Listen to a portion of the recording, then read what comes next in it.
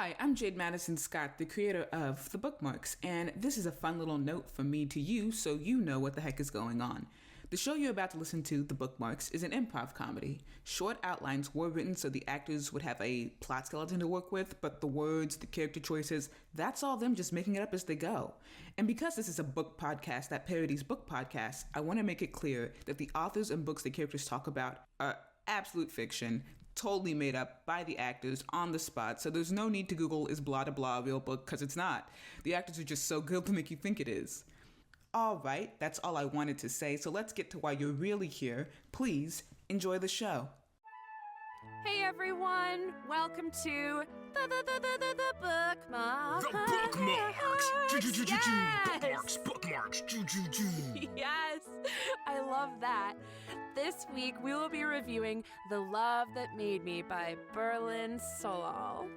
Yeah, Berlin, a friend of the show, and we're really excited to have her on here. Apparently, the book is super popular and is been on the bestseller list for 7 weeks or something like that. 7 weeks, guys.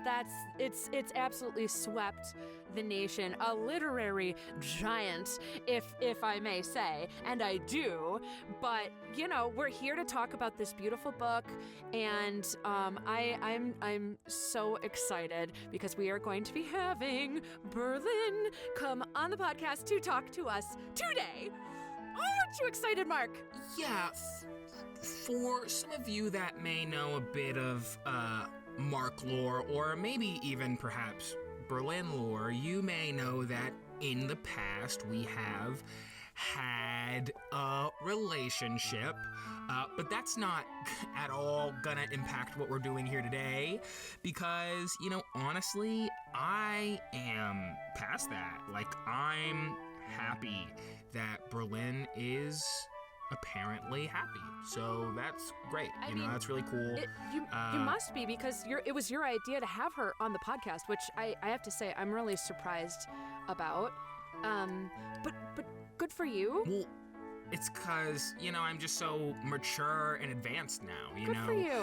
If I was kind of, a baser human, maybe I wouldn't be able to emotionally take that leap. But, personally, Mark Bookerson, the 2.7, is completely different than whoever Mark was in that relationship in the past. We're different people. Clearly. I mean, I think that you're much better off without Berlin.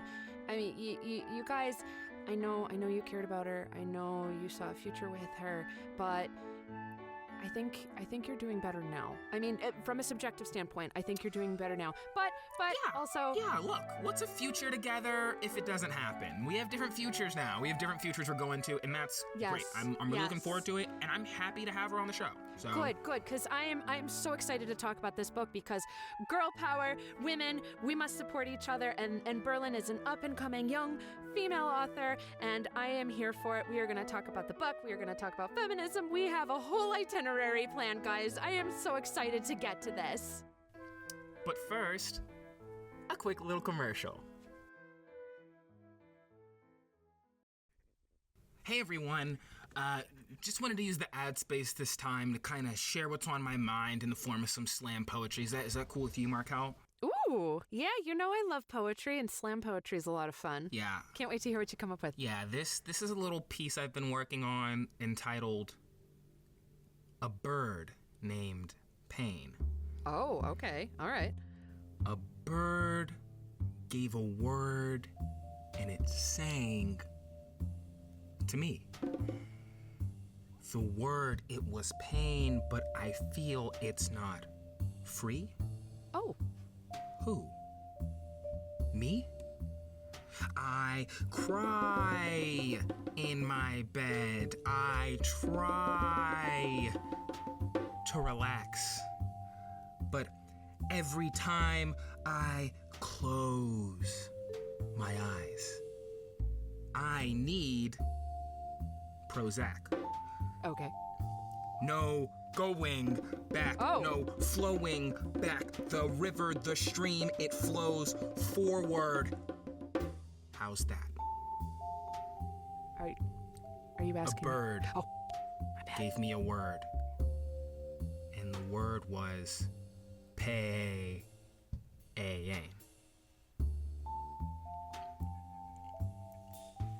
How was that? It was raw. Yeah. It was raw, for sure. I felt that Like that an bird, uncooked omelet. Like an uncooked, I mean, that's just scrambled eggs in a bowl, but yes, that, Straight raw. yeah, the word choices were interesting. I feel like you could have been a little more little less monosyllabic in that, but I appreciated the Prozac. Threw me for a loop for sure. Was not expecting Well, that. because I had to tie it all in. You know, I had to speak from the heart. Yeah, and that Yeah. you did. That you did. Good job, bud. Yeah, thanks a bunch.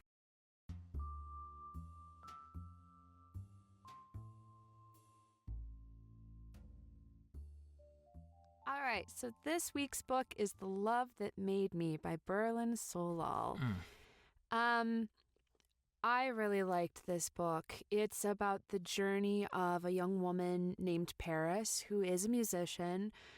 She starts out in London on the West Side, and she struggles in school to become a musician. She wants to learn how to play the flute. It's something that like her grandmother had played, and she wanted to carry on this familial tradition of playing the flute. And so she starts taking these lessons, but she's struggling because she has lupus, so she's not really able to like manipulate the keys very well. And so she's struggling to create this music that's like in her soul. Marquelle. And her hands literally are what? Marquelle, I feel like you're kind of, missing the real meat of the book here. The whole Clark character. I haven't gotten there yet. We're still over in London. Right, but that's sort of just preamble. So why are we still in London? Well, okay, it's the part of the podcast where we talk about the plot. But okay, so fine. She's in London. She is West End, yes. struggling to play music, and then Yes.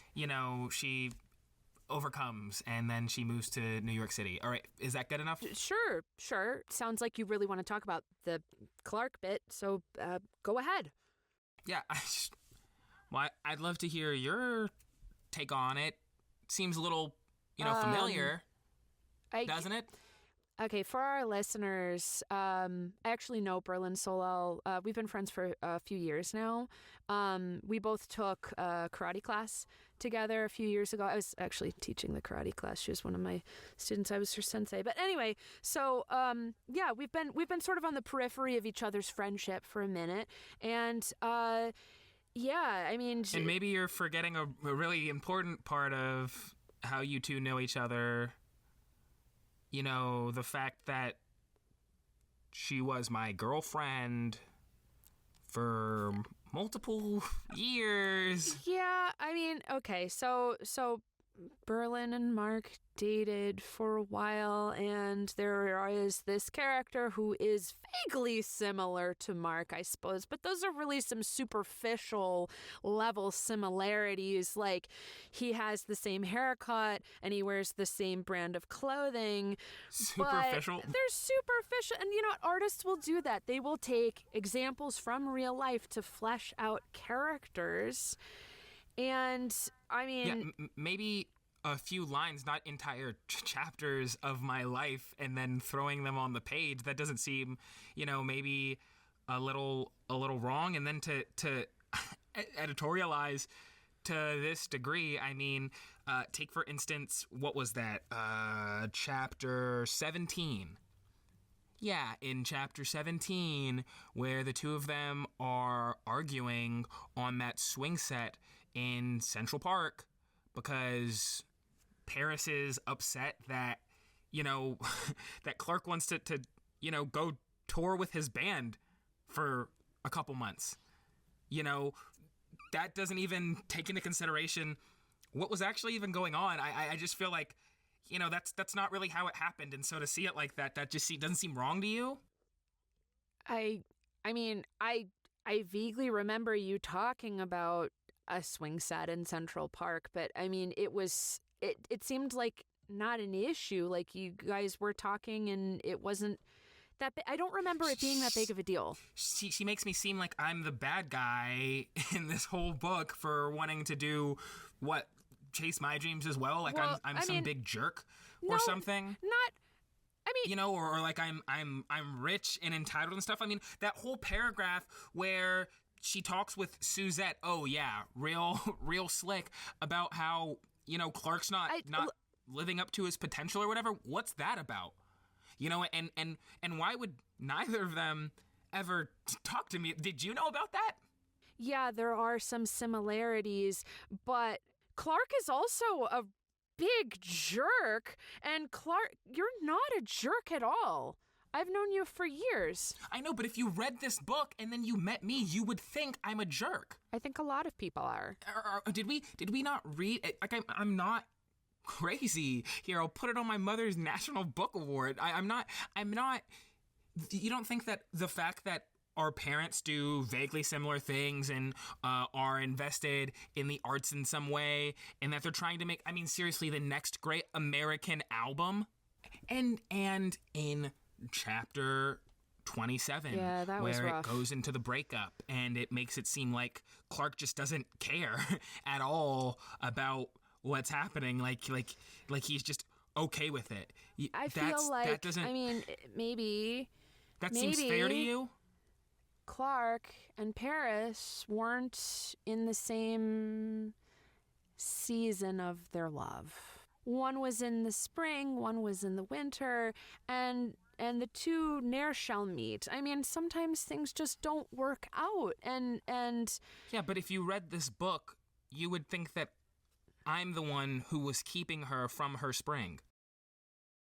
The whole story is, it's like the Clark subplot is such a small part of this book. And what was keeping her from her dreams wasn't Clark. It was the fact that she had lupus and couldn't play the flute well enough to join the Philharmonic Symphony. All right, you want to talk about this flutist, flautist, whatever. Go ahead. Talk about whatever you want, because clearly we're just not on the same page here. So okay, well, whatever. I'll go check if Berlin's downstairs or whatever. I'll go grab her. Okay. While Mark is doing that, onto the book some more.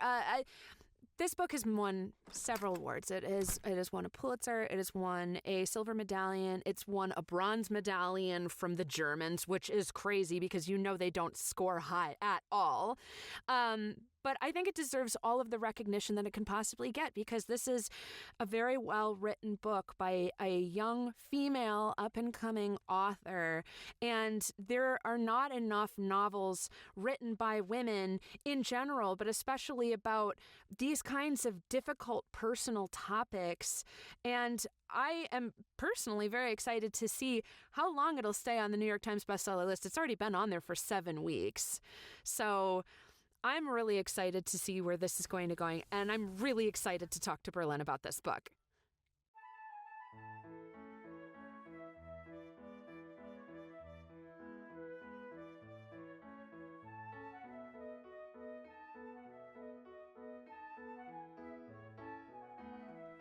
Oh my God, Berlin. Welcome to the BookMarks. Welcome to the BookMarks podcast. BookMarks. It is. We didn't sing. The BookMarks. There it is. We didn't. I'm sorry. I was so excited. Thank you so much for coming to talk with us today about your new novel, The Love That Made Me. Thank you so much, Marquelle and Marky, the BookMarks. It means a lot to me. I was just having lunch with Elon Musk, and he told me the same thing, how impressive it was that I was on the New York Times bestseller list for 7 weeks. But I told 7 weeks. But I told him, and I'm telling you now, it's looking like it's going to be 8. Oh, wow. Here's hoping. Wow, that's amazing. I mean, Berlin, your reach is far. I was just having lunch with Philip Welcher. That's from The Wiggles. Do you know about? Yeah, great guy. And that guy was even talking about your book. That's how influential you are as an author. You're just worldwide at this point. You are. You're just, oh my God. It is such an honor to have you here. What is it like being on the New York Times bestseller list for 7 weeks? Please enlighten us. Oh, it's so exhilarating. Oh, I was just telling my dear friend Ruby Carr that I never would have expected this at all, just as a little girl running along the streets of London, that it ever would have come to this. Oh my God. That's beautiful. I love That's that. beautiful. I mean, That is beautiful. I am. I was mudlarking on the banks of the Thames when I was 10, just picking up old Roman coins and things. Oh, it was so fun, but I never would have expected that I would become a writer. Oh God, and what I thought you said that you writer. wanted to be a writer from. Never mind, that's unimportant. Berlin, we're here to talk about your book, and We are the love that made me. Oh my God, this book. I have to ask you, Berlin, do you have like a process or anything for like how you go about creating characters or anything like that? Like what's your process, Berlin? What's your writing process? Oh, Severance author Ming La asked me this just the other day, and it's such a wonderful question because, we're both big fans of Philip Glass, and we discussed how he describes his music as playing the notes between the notes, and we thought, because, my book is not just a novel, it's also got poems throughout, and it's a poetry novel. You always loved poetry. And we want to write the words between the words, and that's how I develop my characters. Oh my God. Yes. Yes, thank and you did that. Oh, this I loved every word of this. This book, dear listeners, this book is so powerful. Berlin, you are a feminist icon. You are everything that I want to be when I grow up. I'm so happy that you were able to be here to talk to us, because we female authors, we have to stick together, because there are not enough women being published right now with these young female-centric stories based off of our actual real-life, dirty, difficult, scary experiences. I was telling my mentor, Margaret Atwood, that it's the same thing. We want to have things that are very raw and deeply personal, and they don't have to be these big feminist statements about society. Sometimes these big feminist statements can be internal, because we have rich interior lives. It's not always about our external struggles. And wow. Yes. Particularly as millennial and Gen Z cusp women, our strength is in our vulnerability, not necessarily in our standing up and screaming at the world and writing satires about our uteruses. Wow. It is. Wow, that's beautiful. It is. It really is. Sometimes, Berlin, I'm actually, working on a novel myself, and as a feminist, I just feel like, it's really going to hit a lot of those same notes that you're talking about right now. I think it's really going to get to the soul of, what we as Gen Z millennial cuspers are feeling societally. So, Mark, tell us about that a feminist icon novel. Do you have any drafts that we could look I at? would love to read it. In fact, I know a sensitivity reader. She's mononymic. She goes by Zhuzh. Zhuzh. Ooh. She would be so perfect to go over and make sure that even though you're looking at it through a masculine lens, that it would still portray women in a very thoughtful and complicated light. Yes. As we all know, it's difficult for men to write women in a realistic way. So this is a great resource for you, Mark. I would love that. Yes, great job, Marky. I'm so proud of you. I mean, I'd love to use, Zhuzh was the name, but Zhuzh. Okay. I personally feel though, that I have it totally handled, right? Like, I'll be fine. I've done my reading, done my research, and honestly, Berlin, I think it's from the time that I spent with you that I just learned so much about what it means to write women believably. In fact, I wonder, did you maybe feel the same at all? Did you maybe learn to write men from your time with me? I learned to write men by interacting with men on multiple occasions and in multiple contexts. So I actually want to talk about one of those men that you wrote in this book. The character of Clark just really, really stood out to me, really just 10 toes down, full off the page. Yeah, Clark was a very Clark, interesting character, very three-dimensional. How did you come up with that character? Clark is a man. That he is.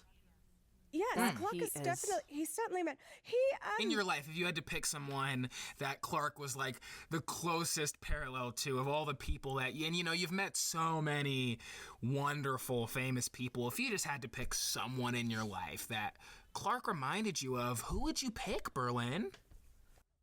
Well, Clark is a lot of different people, so he's a composite. He's a composite. Okay, and in a composite, who would the main ingredient in that composite be? Oh, I don't Maybe know. someone you were in a relationship with. Oh, that's so many different. How many relationships have you been in your life? Wait a minute, How many long-term ones? This is a very difficult conversation to be having because I just broke up with Chris Hemsworth. So you were dating Chris Hemsworth, really? Only for a couple of weeks. Only for a couple of weeks. It wasn't serious, but it still hurts. It always hurts. Oh, well, your relationship that you wrote between Paris and Clark, that seemed pretty serious. Any serious relationships you've been in? Maybe with someone whose name is similar to Clark. Maybe it rhymes. Ringing any bells? It's possible that unknowingly some aspects of my life with a partner of mine may have slipped into the character unknowingly, but it was not my intention to inherently reflect someone on a completely one-to-one level. I'm surprised you're so hung up on Clark, considering he's only in 75 pages of a 500-page story. Maybe I'm hung up on Clark because Clark is literally me, Berlin. Maybe you literally wrote me in the book. Maybe that's word for word, bar for bar, page for page, 75 times over, just me. I mean, is that how you see me as Clark, Berlin, as some egotistical, conceited jerk? Is that how I come across to you? Not. We were together for multiple years, and that was your biggest takeaway, was 75 pages of, quite frankly, what seemed to be an unfulfilling relationship. Not everything about Clark was necessarily you. However, it is possible that some of the frustrations that I was experiencing in my life at the time while I was writing the novel did end up in the page. I was trying to be thoughtful and vulnerable, and it's possible that I used writing to some extent as therapy, given that, of course, at the time I was not with a very gratifying therapist. I mean, Berlin, we don't have to beat around the bush here.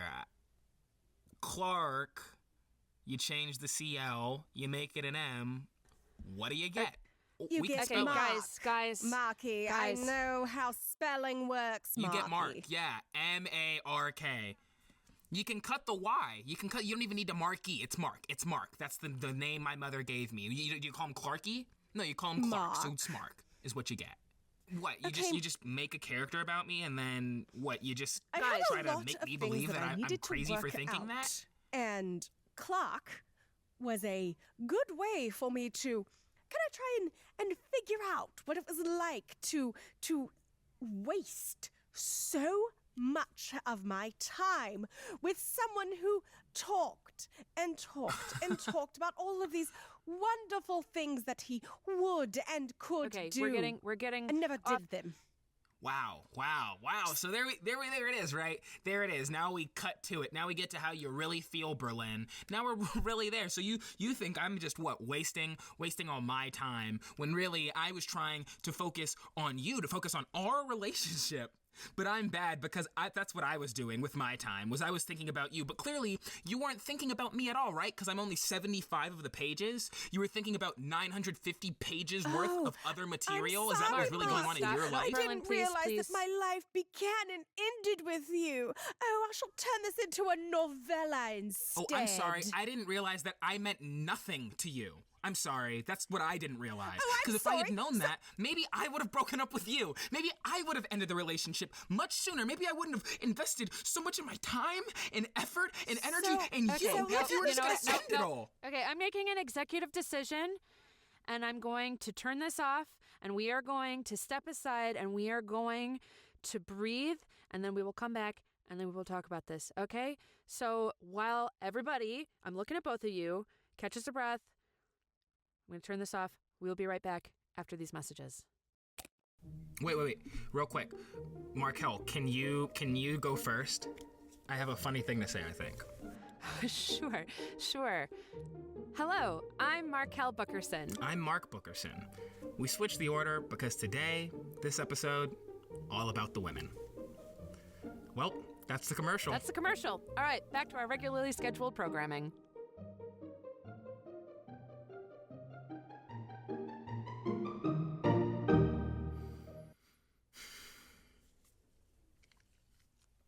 I'm not apologizing.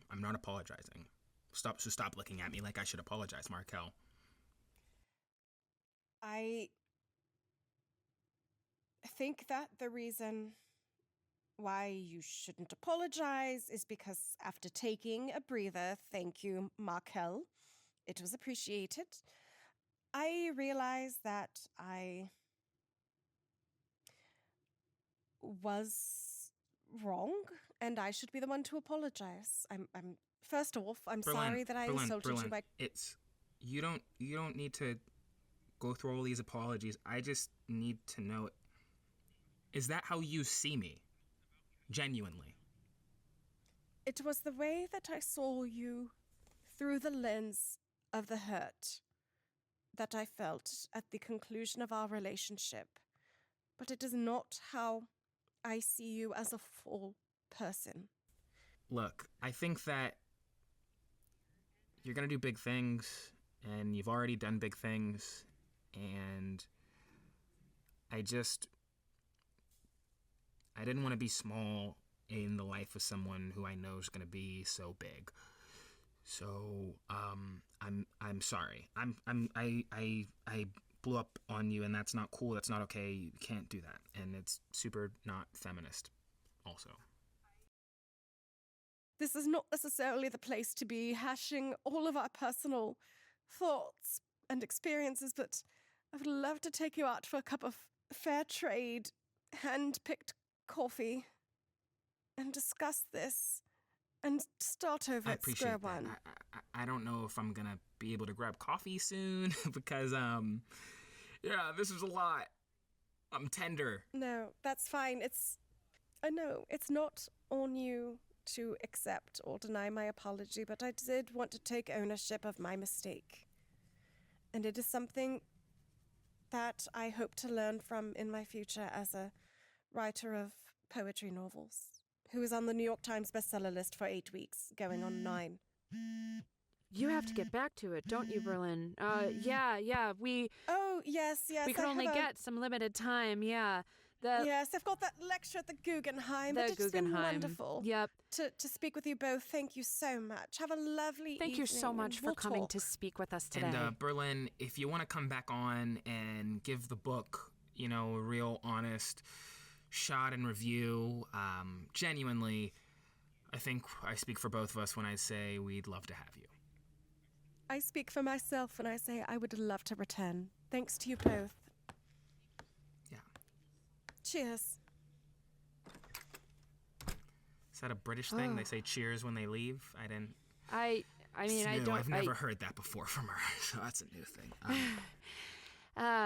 Anyway, that was intense, Mark. That was an intense I feel recording like session. when children have temper tantrums, but not the act of having the temper tantrum, the level of exhaustion you feel after it. Oh, yeah. Oh, my God. But you know what? Like someone just broke my Iron Man toy, and I'm just not going to recover from that anytime soon. Oh, it was really brave of you to not only invite her onto the podcast after all of this, but to have this conversation and to forgive her and to let her go like that. I mean, that's big, man. I can't lie. When I invited her, purely petty, but I guess I'm happy that we did this because I might not be over her yet, but at least I'm on the road. Yeah. Yeah. At least you're on the road. I'm on the road. Driving my 2-door sedan. With the top down. That gets great mileage because it's got a top down and it's half electric. And in this economy, that's amazing. You know? Yeah. I know. Yeah. Yeah. Let's wrap this up, guys. Thank you for joining us on this episode Thank of the you BookMarks. so much for joining us on the BookMarks. It's great always having you. As always, BookMarks. We will return next week with another hot title. Be sure to catch it. Catch us on socials, and we'll see you next week. Starring the vocal talents of Mark Bookerson as Cody Smith. Marquelle Bookerson, played by Virginia Lee. Berlin Sohal, played by Meredith Nudo. Our podcast is supported by people like you. You can support us and other shows made by WGC by subscribing to WGC Productions on Patreon. And you can follow us at WithGoodCo on Instagram and Twitter, and at WGC Productions on Tumblr and Facebook.